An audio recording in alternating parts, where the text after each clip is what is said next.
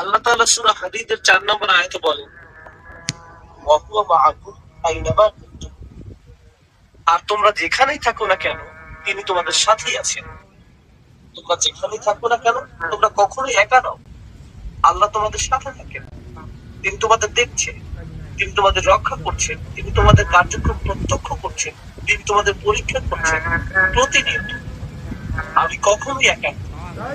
আমি আমার রুমের ভিতরে একা নই, আমি আমার ক্যাম্পাসে একা নই, আমি আমার গাড়ির ভিতরেও একা নই।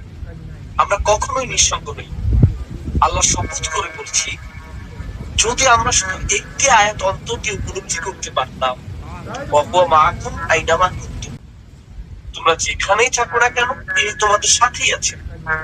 যদি এটা হৃদয়ঙ্গম করতে পারতাম, তাহলে যে ওয়েবসাইট গুলো আমি ভিজিট করি তাতে পরিবর্তন আসতো, যে নাম্বার গুলোতে আমি কল করি তাতেও পরিবর্তন আসতো, সবকিছুতে পরিবর্তন